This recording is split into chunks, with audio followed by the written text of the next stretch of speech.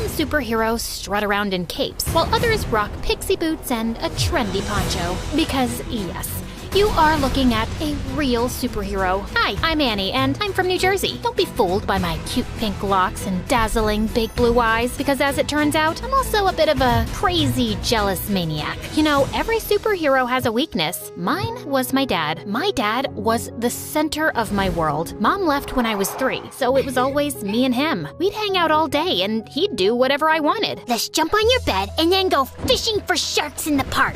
I've just made the bed and it's raining outside, but whatever makes you happy, my angel. My dad was the best. He was my superhero. We did everything together and made a big effort to share each other's interests. For example, he learned the names of all the dogs from Paw Patrol. You're such a Sky. In return, I learned to play chess, which was Dad's favorite game. Kapow! That's a chick and a mate. One time, when I had a high fever, I asked him not to leave my side for 1 minute. I promise, Annie, I never will. And I totally believed him. He even made a pulley system to get the Uber food delivery to my bedroom window without leaving my room. But then, the worst thing happened. A couple of days later, instead of making me breakfast, he grabbed his car keys and let a babysitter in. I must go to work today, Angel Annie. Teresa will look after you. No, Daddy, I'll go with you. I'm sorry, sweetie. I have to go alone. It's for the best. Why? Because we need the money to live. Fine. If you want to leave, you'll have to step over me, and everyone knows that's bad luck. And to my surprise, he actually stepped over me to leave. I hated babysitters and caused as many problems as I could to get my dad to come back. He used to be late for work pretty much every day and had to sneak out during lunch and leave early to take care of me. So you can imagine what happened next. I got fired. Yay! Daddy's at home forever! Yeah! I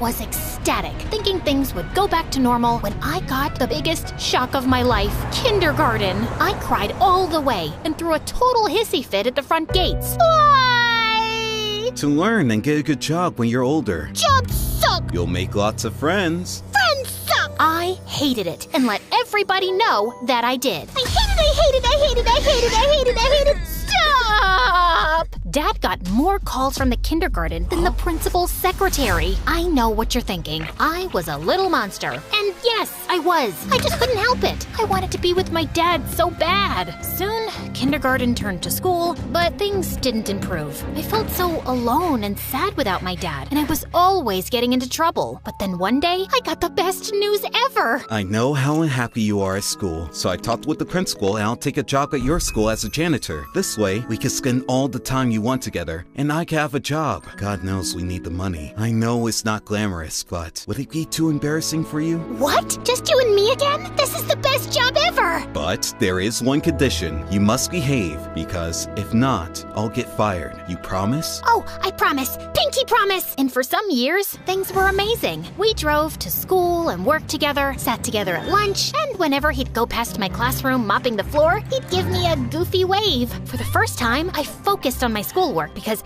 I didn't want to mess up our arrangement. Other kids were even inviting me to parties. You should go. Make some friends. Maybe you could come with me? Annie, you must learn to do things without me. Rely on other people. Really? Maybe you're right. I guess I can go for like half an hour. Nah, let's just hang out here and watch TV. But then it all changed. I was supposed to be meeting some peeps at the movies, but then remembered Dad's favorite TV show was on. So I decided to go back home and watch it with him. But when I opened the door, I found that Dad was having dinner with a woman with candles and flowers on the table. Annie, Angel, I wasn't expecting you. This is Fern, my new friend. Hello, Annie. I've heard so much about you. It's great to meet you at last. Funny, I've heard absolutely nothing about you. I was hoping we'd spend some time with Fern, Annie.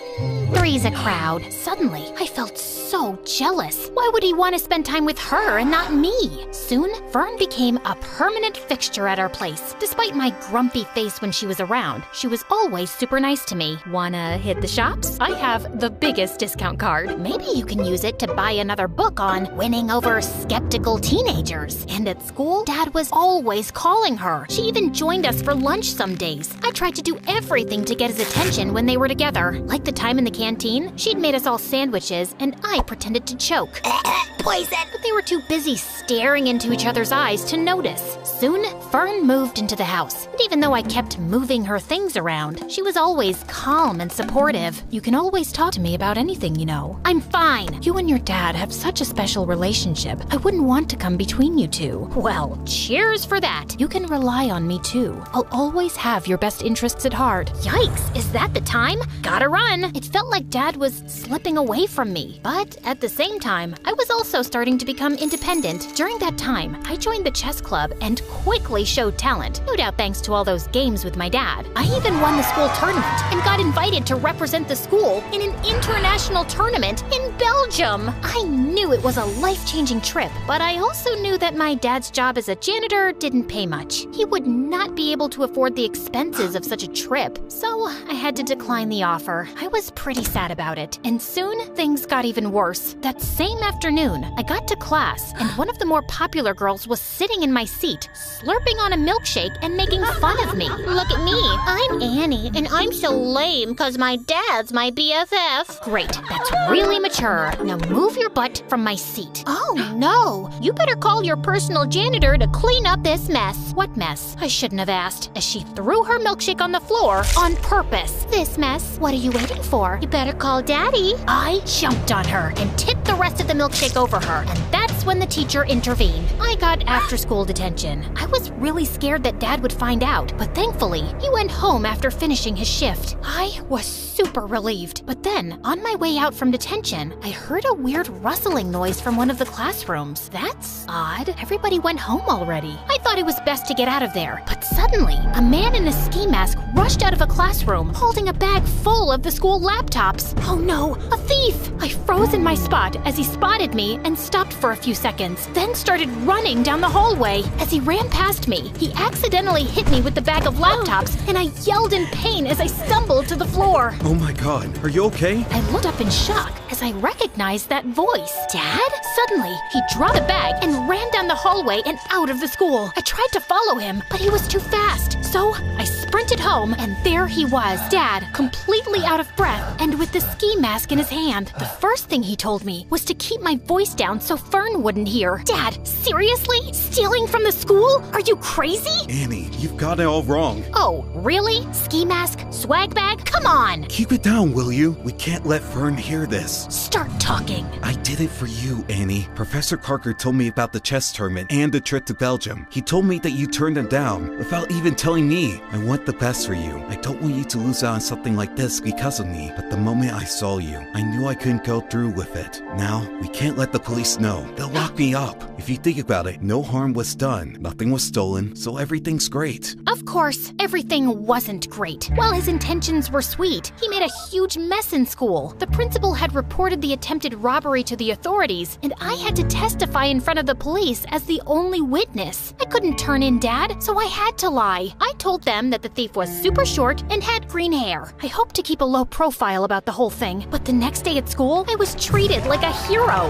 The girl who saved the school. My hair would have just frizzed out in fear. You're like a real superhero now. Yep, I guess that's me. Want to hang out with us and tell us all about it? And oh, let's snap a selfie. I need to boost my feed with some genuine hero vibes. But the worst thing was, since I caught Dad red-handed, he'd become increasingly clingy and hardly left my side. I guess he was scared I'd confess the truth, but it was really annoying. Like when this really cute boy Warren, who I liked but I didn't think had ever noticed me, talked to me. Hey, Annie. I'd love to take you out for a burger. Sorry, she's busy. Dad? Come on, hun. It's lunchtime. The first one to our seat wins the pudding. Sorry, Warren. I'll just have to go now. A burger soon, though. Sure. But soon, I started hanging out with Warren and his new friends all the time, while Dad's excuses to drop by became increasingly awkward and downright embarrassing. I came by to check if you seen my lost, mop. Thought I might have wandered into your classroom. And he'd always pick the worst times to barge in. I think I'm falling for you in a big way. I think we need to clear the air here. Dad!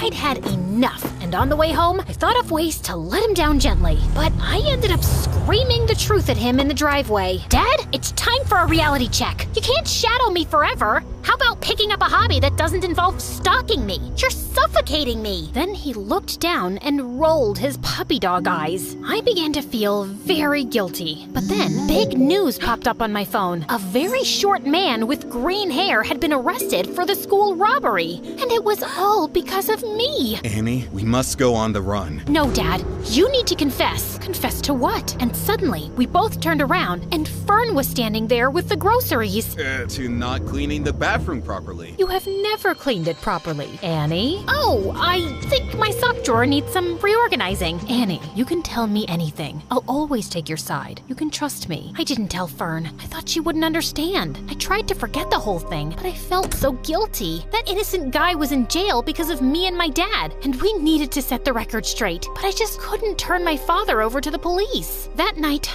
I didn't sleep at all. I was so angry at my dad that the next morning, I skipped breakfast and took the bus to school. But when I got there, I saw him getting into a cop car. Dad! Loads of people were standing around, watching and filming, and I was mortified. I tried to make my way through, but when I reached the police car, it drove away from the school. Then the principal came over and pointed at me. Warren and my friends were shocked. It seems Annie isn't a superhero after all. She was an accomplice to her dad. I've never felt such deep shame. If I had superpowers, I'd have vanished right there or zapped myself to the North Pole. I covered my face, crying, and was ready to run away from there, but a cop caught my arm. Time to face the music and confess. But when I finally told the truth, I felt like a weight had been lifted from my shoulders. They let me off with just a warning since I was a minor, and my dad took full responsibility. Fern came to pick me up, and I was enraged with her. I knew she couldn't be trusted. How could you betray us like that? I must confess that I heard you guys whispering around. I quickly understood what was happening, and I knew I had to step in. You didn't deserve to live with that huge secret and with the guilt. I knew it was the right thing to call the police, and I was about to do it, but then I just couldn't. Not to save your dad, but because I know how close you guys are and how devastating it would be for you. I just didn't want to hurt you. I started crying. Thank you, Fern, for everything, and I'm sorry for being a brat with you. Fern hugged me firmly, and I hugged her back. During those hard times, we became really close. She took me home and stood firmly by my side through it all. But if you didn't turn him in, then who did? Some weeks later, they allowed me to visit Dad. I confess everything myself.